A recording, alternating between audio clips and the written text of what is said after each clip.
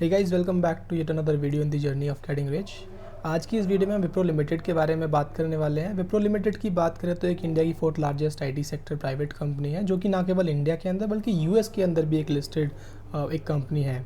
इसकी सर्विसेज की बात की जाए तो ये application development, software development, artificial intelligence, business solutions, cloud consulting, cyber security, ये सारी सर्विसेज हैं जो ये प्रोवाइड करती है अपने क्लाइंट, अपने कस्टमर्स को। उसके बाद अगर इसके बाकी की पॉइंट्स को समझा जाए तो उसके लिए हम स्क्रीन डॉट इन की वेबसाइट के ऊपर आकर के देख लेते हैं। तो अगर इसके रिवेन्यू की बात की जाए तो इसका 97% रिवेन्यू इसका आईटी सर्विस सेगमेंट से आता है। तो दो तरह के सेगमेंट्स होते हैं, सर्विस सेगमेंट और प्रोडक्ट सेगमेंट। तो सर्विस, क्योंकि इंडिया के अंदर जो मेजर कंपनीज़ हैं वो सर्विस कंपनीज़ हैं।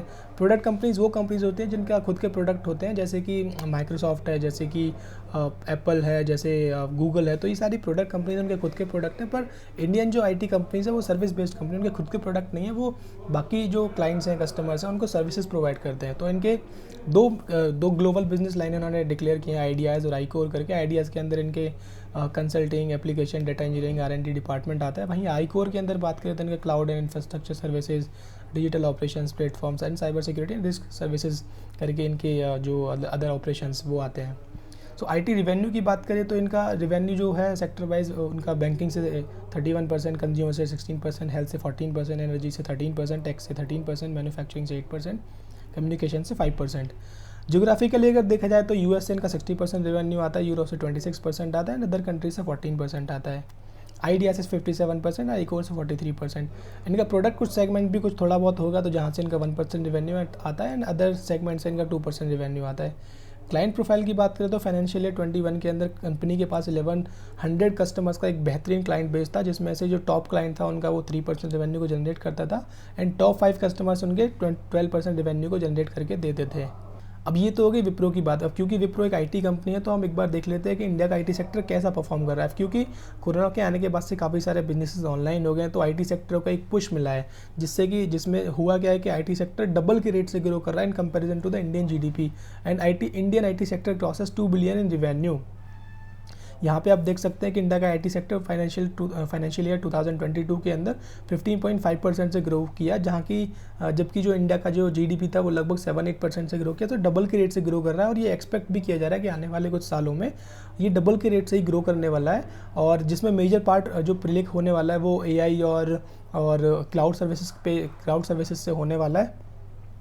क्योंकि जब कोरोना के आने के बाद से कंपनीज़ को समझ आ गया कि क्लाउड पे मूव करना बहुत ज़रूरी है, क्लाउड का एडॉप्शन बहुत ज़रूरी है, तो क्लाउड के ऊपर जो स्पेंडिंग है वो यहाँ पे बढ़ने वाली है। गार्टनर की जो एक फोरकास्ट रिपोर्ट यहाँ वर्ल्ड वाइड के लिए पब्लिश हुई थी, उसमें उसने बताया कि वर्ल्ड वाइड जो क्लाउड के ऊपर स्पेंडिंग रहने वाली है वो 20.4% से बढ़ने वाली है।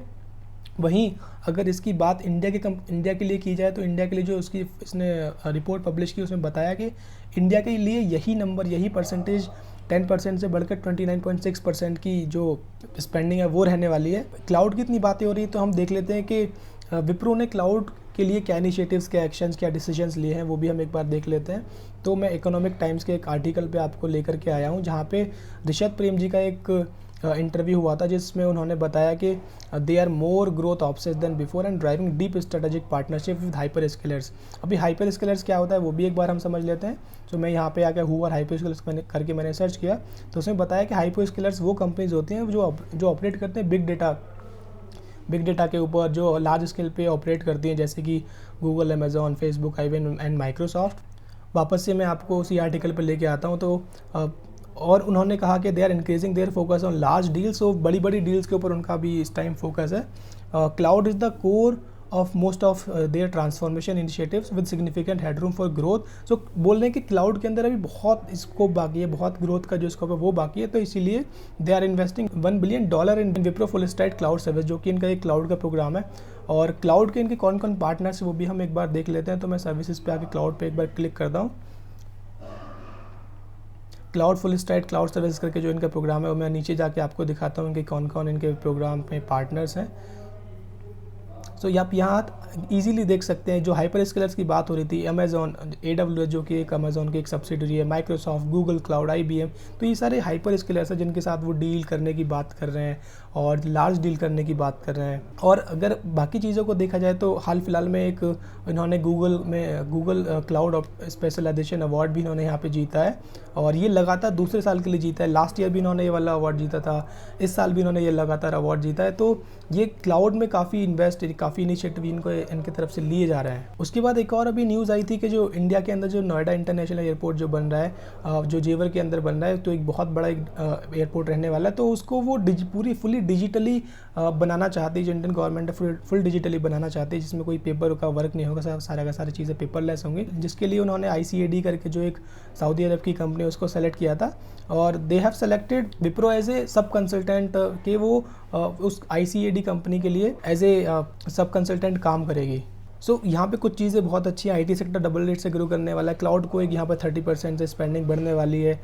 विप्रो ने काफ़ी यहाँ पे मेजर डील्स यहाँ पे विन की हैं, जैसे कि ये नोएडा इंटरनेशनल एयरपोर्ट की बात है, या ABB करके इन्होंने लास्ट ईयर एक बहुत 150 बिलियन की एक डील जीती थी और अभी इन्होंने पेट्रा ब्रोस करके सर्विस नाउ से एक डील जीती है।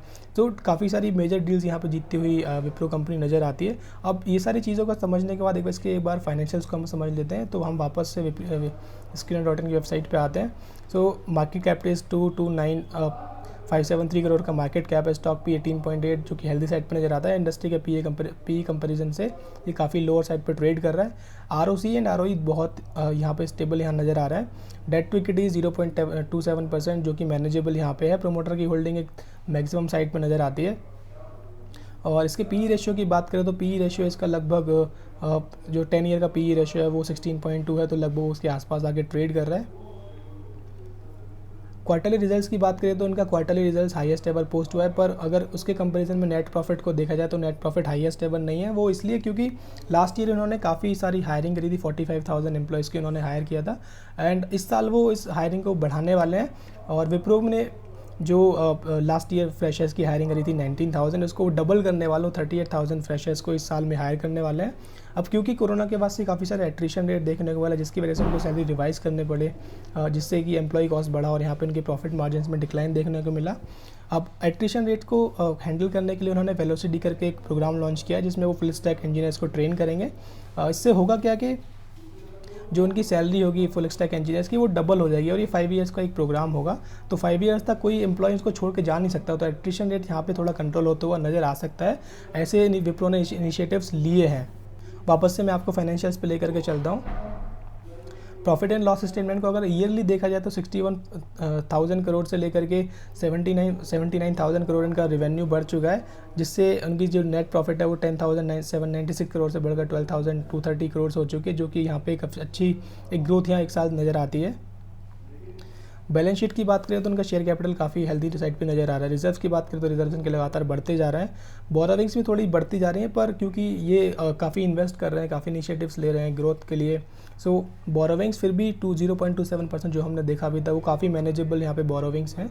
फिक्स एसेट्स इनके लगातार बढ़ते जा रहे हैं। कैपिटल वर्क इन प्रोग्रेस भी कुछ है जो एक बार ऑपरेट होना शुरू होगा तो यहाँ पे कुछ ना कुछ रेवेन्यू जनरेट करके वो भी देगा।